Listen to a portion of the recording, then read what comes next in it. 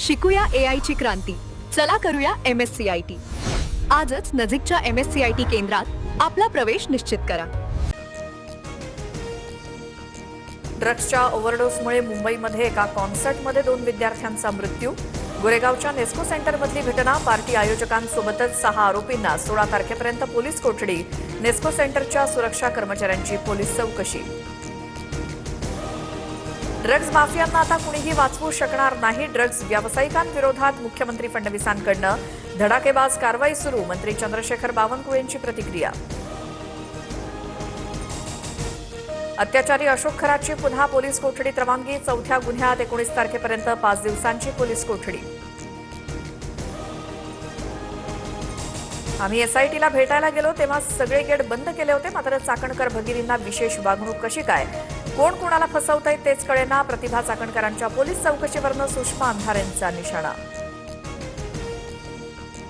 अजितदादांच्या घराबाहेर झालेल्या काळ्या जादूबद्दल अंजली दमानिया उद्या गौप्यस्फोट करणार. 1825 फोन नंबर्सवरनं खरातच्या मोबाईलवरती कॉल करणाऱ्या राजकारण्यांची नावं ऐकून धक्का बसेल, दमानियांचा इशारा.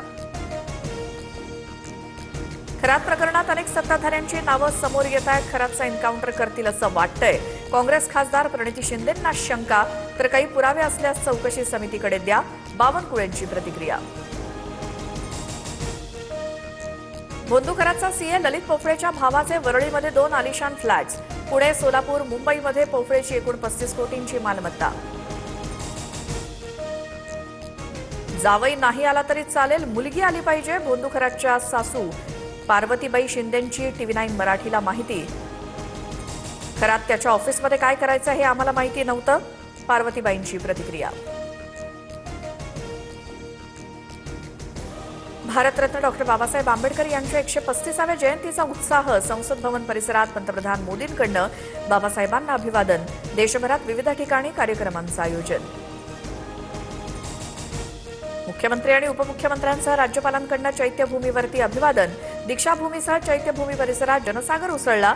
चैत्यभूमीवर हेलिकॉप्टरमधनं पुष्पवृष्टी. नितीश कुमार आज बिहारच्या मुख्यमंत्रीपदाचा राजीनामा देणार. दुपारी 3:30 वाजता राजीनामा राज्यपालांकडे सुपूर्द करणार. नितीश कुमार यांच्या अध्यक्षतेखाली आज मंत्रिमंडळाची शेवटची बैठक.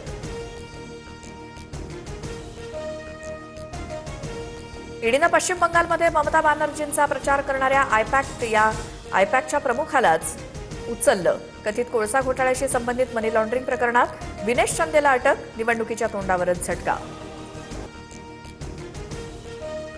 त्र्यंबकेश्वर देवस्थानचा विश्वस्त पुरुषोत्तम कडगलला नाशिक पोलिसांकडून अटक. देवदर्शनाच्या नावाखाली भाविकांची आर्थिक लूट केल्याप्रकरणी मोठी कारवाई. भाविकांना मारहाण आणि दर्शनासाठी पैसे उकळल्याच्या तक्रारी होत्या. अकोल्याचे अतिरिक्त जिल्हाधिकारी प्रमोद गायकवाडांवरती गुन्हा दाखल. गिट्टी आणि दगडखाणी सुरू ठेवण्यासाठी लाच मागितल्याची ऑडिओ क्लिप खाण मालकांकडून समोर. गायकवाडांनी मात्र आरोप फेटाळले. उद्यापासून विदर्भ मराठवाड्यात उष्णतेच्या लाटेचा इशारा. सोमवारी अकोल्यात सर्वाधिक 43.8°C तापमानाची नोंद.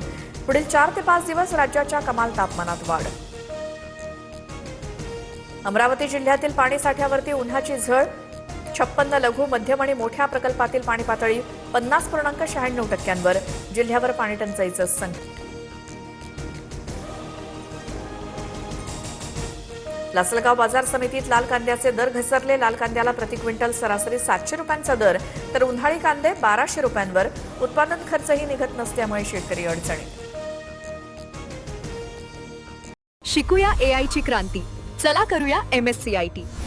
आजच नजीकच्या MSCIT केंद्रात आपला प्रवेश निश्चित करा.